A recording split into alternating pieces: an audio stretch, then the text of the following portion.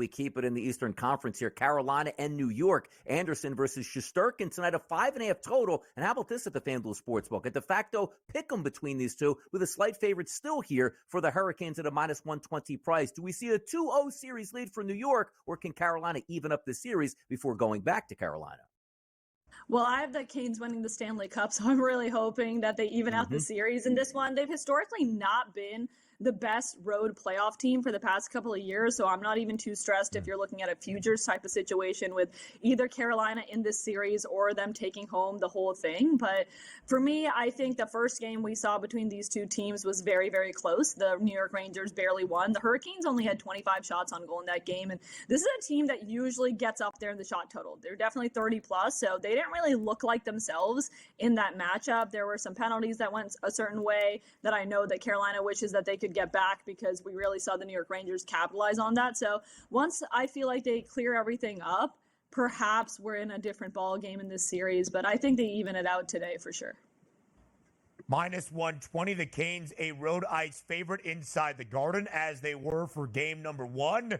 Now a series underdog to New York. Try to marry up those odds that we see for this series. And right now the Rangers, the favorites to win the Eastern Conference at plus 220, but all 4 teams left standing, separated by only 70 cents at this moment. How tightly contested is the Eastern Conference going to be the remainder of this Stanley Cup postseason?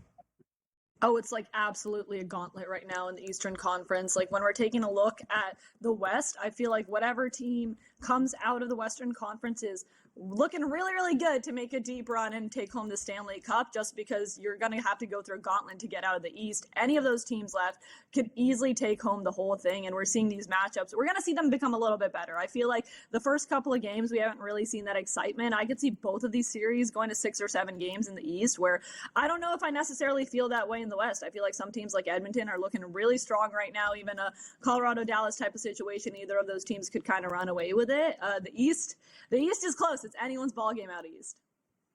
Let's head out west tonight for the Western Conference. That's going to be Colorado and Dallas. Take a look at this game tonight on the FanDuel Sportsbook, a minus 126 favorite in the opening game. That's through the home team here, Dallas, a 6.5 total. We just previewed a game with a 5.5. Now we're expecting more offense here out west. What are we looking at tonight between the Avalanche and the Stars here, Anna? This is a tough one. I feel like this is one of those games where game 1 is going to be a little bit of a series-defining game. We saw opposite things happen where the Avs showed up and showed out against the Winnipeg Jets. I did not really expect that to happen. I thought that would be a little bit more of a contested series, whereas Dallas went the stretch with Vegas. They defeated the reigning Stanley Cup champs. They have that momentum kind of similar to what the Boston Bruins had after beating the Leafs. So I wonder if Dallas comes out really strong in this game to stand up against Colorado, because you can never discount this team. Like the Colorado Avalanche, I feel like every year they are Stanley Cup contenders, and they have clearly proven that so far this postseason. But this is the one in the West where I think we could see 6 or 7 games, whereas I feel like Edmonton's going to be the quickest series that gets wrapped up against Vancouver out of the 4 that are left. The Avs have scored at least 5 goals in every one of their playoff games so far. That was in their opening round set against the Winnipeg Jets. And as we look at the Western Conference, you mentioned the Canada versus Canada series. We have asked you a few times, as a native of Toronto, about the Canadian struggle to hoist Lord Stanley's Cup. 2 Canadian teams remain in the NHL's final 8. That is the Oilers taking on the Canucks, who will be left standing for all of Canada's hope of winning the Cup. Well, I'm just happy that there's going to be a Canadian team in the conference finals. Like, we're guaranteed, because they're playing against each other, that one of the final 4 teams is going to be from Canada. But the way the Edmonton Oilers have played so far this season, they're the standout for me. I think they have the best path of any team that's left to the Stanley Cup as well. I mentioned that earlier. The Eastern Conference teams have to go through a ton of battles, whereas Edmonton, I feel like with the injuries and everything going on in Vancouver, really lucked out in this series. Every team left is a great team, but given all the stuff that's happened with Vancouver this postseason, I feel like the Oilers definitely have the best matchup that's left, and they've looked really good. This is a team that usually scrapes by. They usually go the distance with LA. They looked really dominant against LA in the first round this year, even though they've played that team twice before. So Edmonton looks like a powerhouse. Zach Hyman's playing well. Connor McDavid obviously is playing well. And I feel like maybe they're the team to beat. You never know.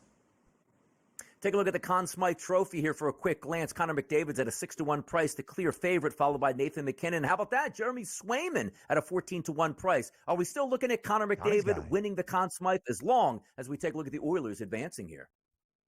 I think if the Edmonton Oilers win the Stanley Cup, Connor McDavid is probably your best bet to win the Conn Smythe. You should look at the Oilers coming out of the West for sure, but I still have faith in the Hurricanes, guys. So, like, when I'm taking a look at who's going to be hoisting Lord Stanley's Cup, it's Carolina. However, for the Conn Smythe over there, it's really anyone's game. My real bold prediction, and I'm not saying that you should follow this, but this was in my preseason before the playoffs began. They asked everyone at the NHL Network for a bold prediction, and I said Seth Jarvis would win the Conn Smythe if the Hurricanes won the Stanley Cup, and he currently leads them in goals. So you would get a lot of bang for your buck there, but once again, very, very heavy emphasis on the bold.